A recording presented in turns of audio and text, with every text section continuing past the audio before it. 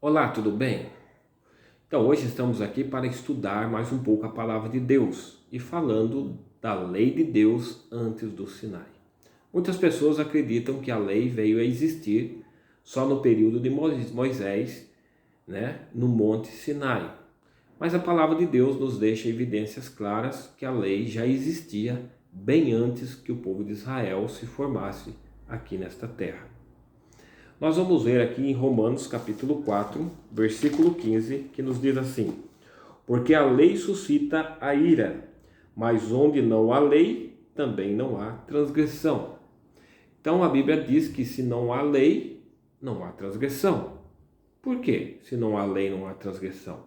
Porque veja o que João diz aqui, na primeira carta de João, capítulo 3, versículo 4, diz assim: todo aquele que pratica o pecado também transgride a lei, porque o pecado é a transgressão da lei.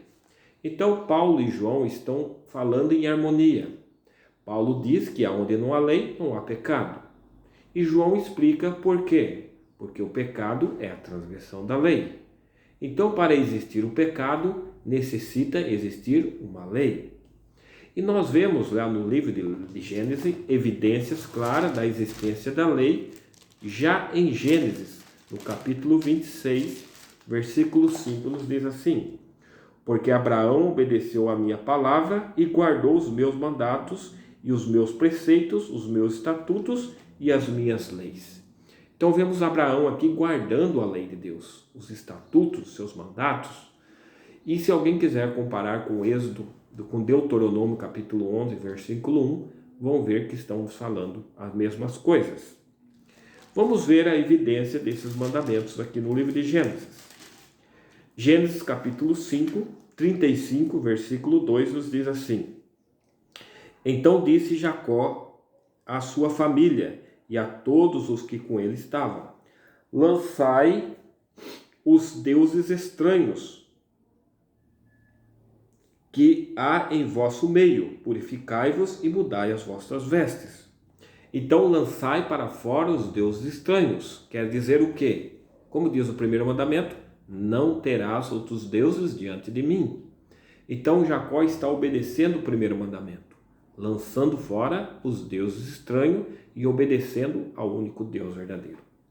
Aqui em Gênesis capítulo 31, versículo 34, nós lemos algo interessante com relação ao segundo mandamento.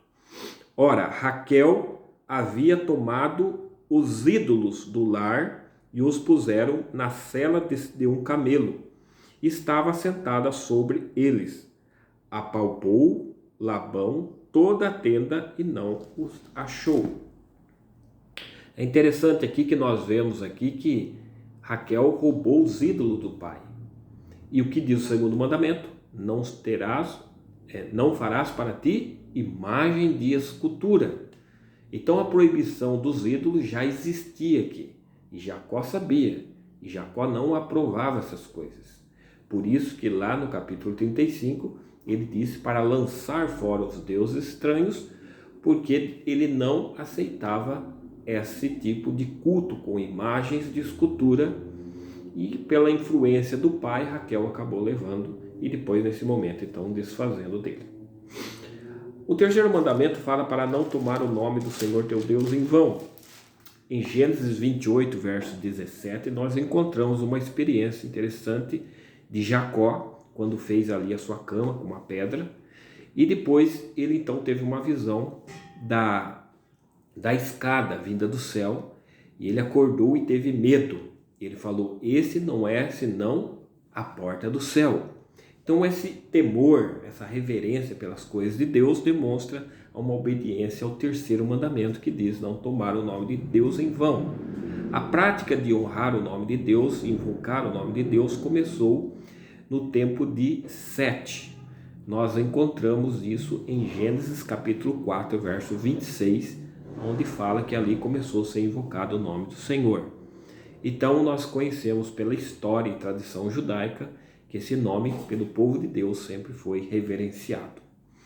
Nós temos aqui o quarto mandamento da lei de Deus, que diz: lembra-te do dia de sábado para o santificar. E nós encontramos esse mandamento em Gênesis capítulo 2, versículo de 1 a 3, que diz assim: assim, pois, foram acabados os céus e a terra e todo o seu exército. E havendo Deus terminado no sétimo dia suas obras que fizera, descansou nesse dia de toda a sua obra como tinha feito. E abençoou Deus o dia sétimo e o santificou, porque nele descansou de toda a obra de como o Criador fizera. Então vemos aqui que Deus fez a criação e no sétimo dia descansou, sabendo que o sétimo dia é o sábado. Então o sábado já tem sua origem desde a criação deste mundo. Então aqui estamos já vendo que a base bíblica para o conhecimento dos mandamentos do Senhor antes mesmo do Sinai. O quinto mandamento diz: honra teu pai e tua mãe.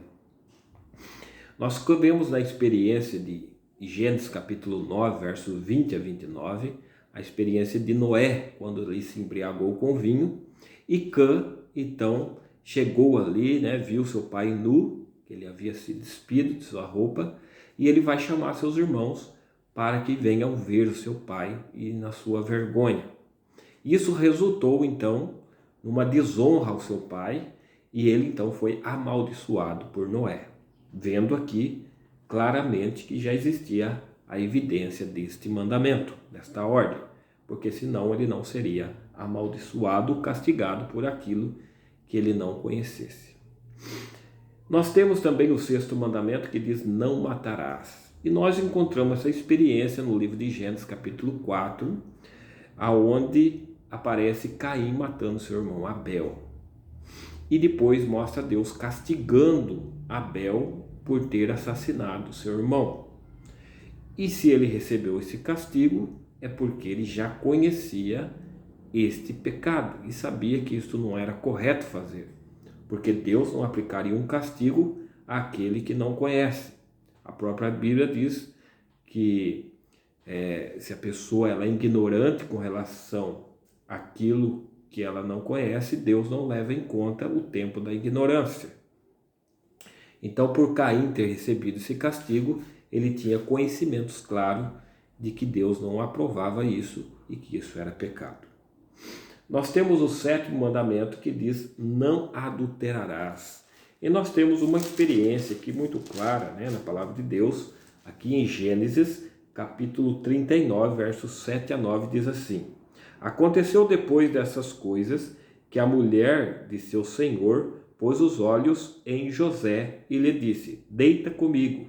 Ele, porém, recusou e disse à mulher do seu senhor: tem-me por mordomo o meu senhor, e não sabe do que há em casa, pois tudo o que tem me passou ele às minhas mãos.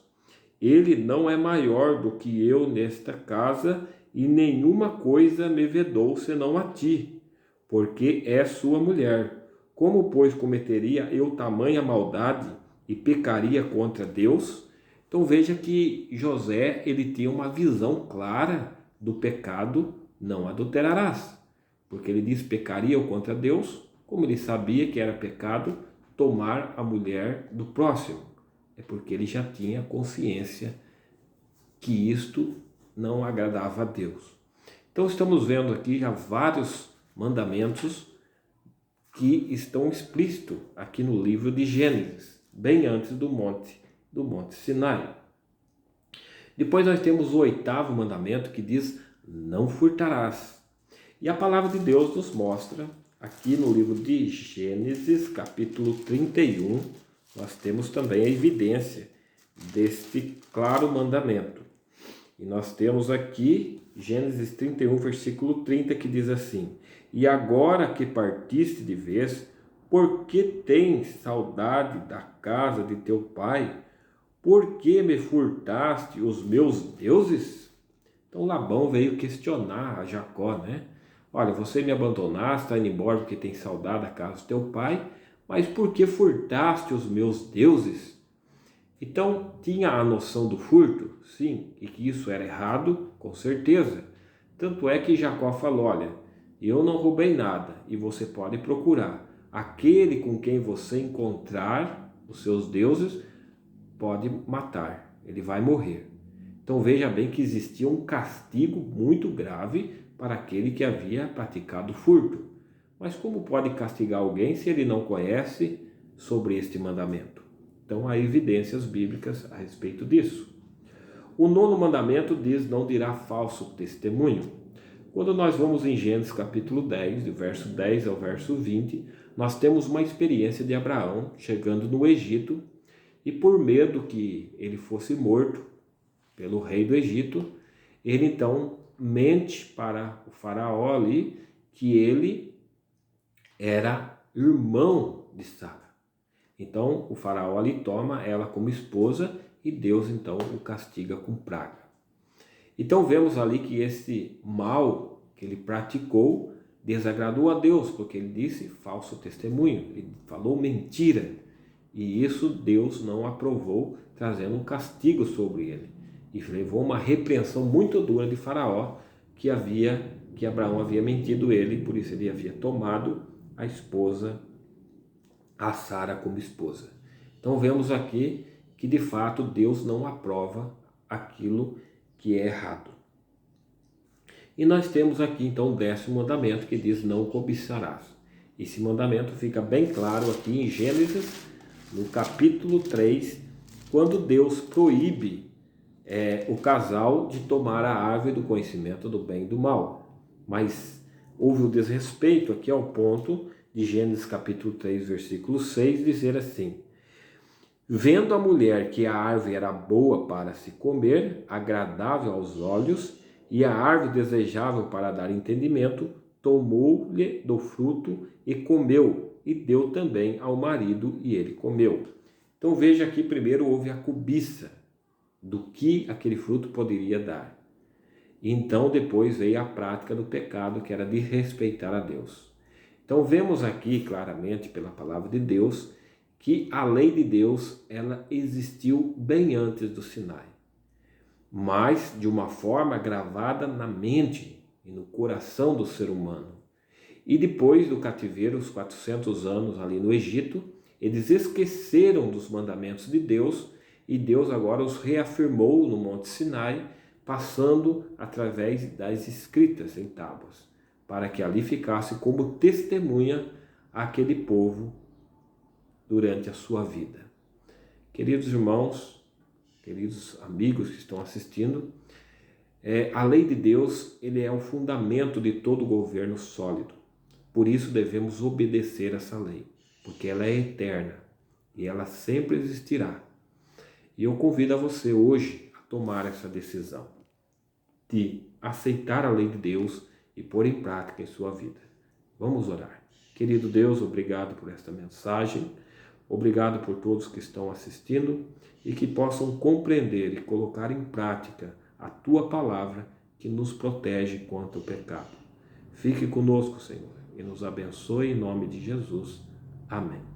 Agradeço a atenção de todos vocês e se gostou, eu peço que deixe um like e se quiser se inscrever e nos ajudar para que essa mensagem chegue mais avante, conto com todos vocês. Fiquem com Deus.